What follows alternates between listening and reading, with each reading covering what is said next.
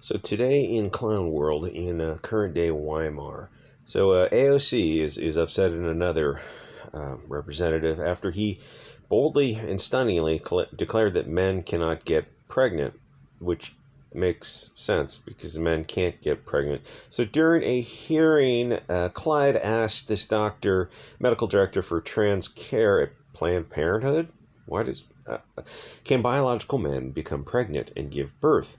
The doctor replied, men can have pregnancies, especially trans men, which is a bit of a straw man shifting the argument because he gave him the out. He asked him, can biological men become pregnant? All he would have had to say was answer that honestly, and he wouldn't have undercut his own foundation. But he answered, men can have pregnancies. Continuing, someone with a uterus may have a woman. If you have a uterus, you're a woman. It's not if X, then Y.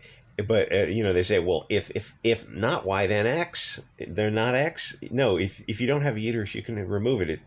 But if we're not saying the opposite, we're saying that if you have a uterus, yes, you're a woman. Someone with a uterus, a woman, may have the capability of becoming pregnant, whether they're a woman or a man.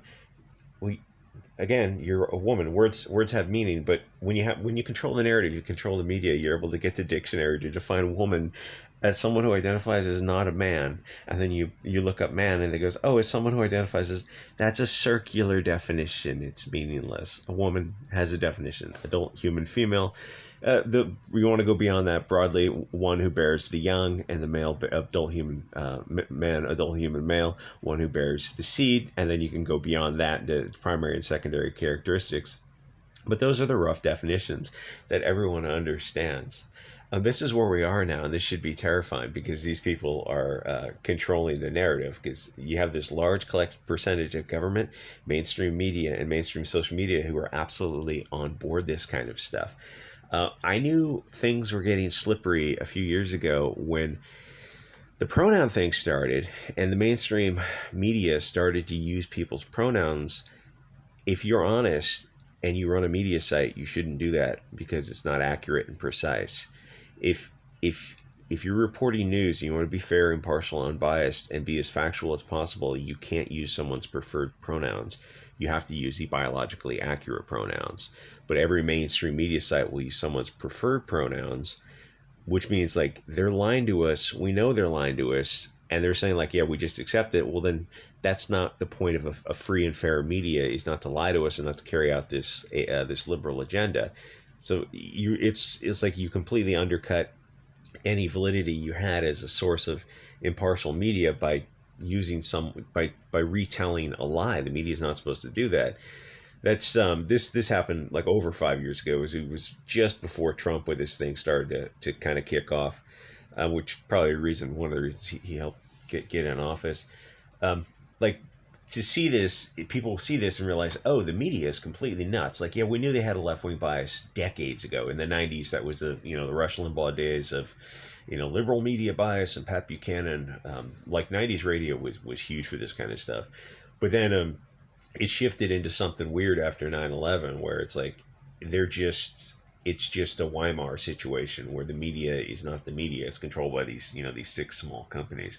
Anyway, so if we're in this situation now where doctors for trans care don't know that only biological women can become pregnant, or about fetal heartbeats after 6 weeks. Oh, okay, that was the other question. They asked them about whether fetal heartbeats 6 weeks of pregnancy, and the doctor Nisha Verma says, I'd love to answer your question, but like so many things in medicine, it's complex. I need a little bit of time to do so. It's like, you can simply answer the question. You know that in most cases, yes, you can hear a fetal heartbeat, or if you want to refer to those as cardio cells pumping blood, it's like, okay, so that's a fetal heartbeat. We know what these things. Yes, in most cases you can hear what would be referred to as a fetal heartbeat at 6 weeks.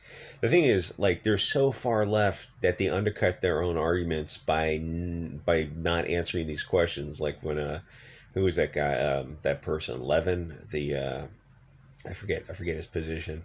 And like he was asked questions by I think Ted Cruz, and he just refused to answer them because a hearing, I guess he's not under oath where you have the power of perjury to compel testimony, cross examination. So it's like, yes, you ask these questions, they don't answer them, but people hear these answers. And if you're on the left, you got to defend this, defend this, defend this. But you're defending your representatives, not answering questions.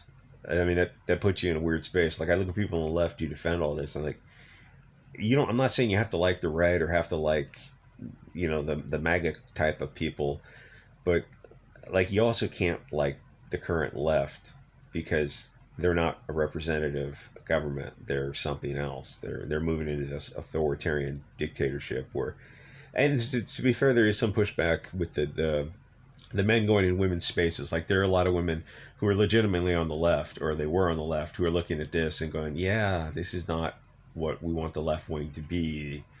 So there's a turf war among the left. So that'll be interesting to see where that pans out. No, those people are probably not going to come to the right. Though some of them have come to the right, and some of them come to the far right, because they realize, like, yeah, if you're not on the far right, like the furthest right, you're just going left. It's just a constant left wing movement, and like a lot of us have slowly realized, like, there's all these libertarian ideals, they don't work. It's just a game theory. It's a losing scenario under game theory. You have to be part of an in-group and have in-group preferences. You have to be on the far right if you want to affect change. Otherwise, you'll be dragged to the left. And it's like, strange bedfellows, but it's not an emotional argument. It's just a logical one.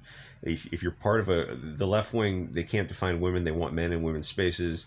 And they want they're all on board with killing babies, including after they're born, and euthanizing elderly people, and like all these slippery slopes that suddenly become real, like trans drag kids and drag queens, and turning children into catamites. And look that word up. It's going to be pretty useful to you.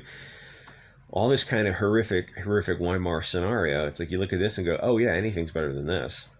And I mean, it leads you down a lot of other very exciting pathways. And then you realize, like, oh yeah, the media's lying right now. Like, media's lying to your face right now, left and right. Oh, I guess they were probably always lying. And you look back, goes, oh, that leads to some other rabbit holes.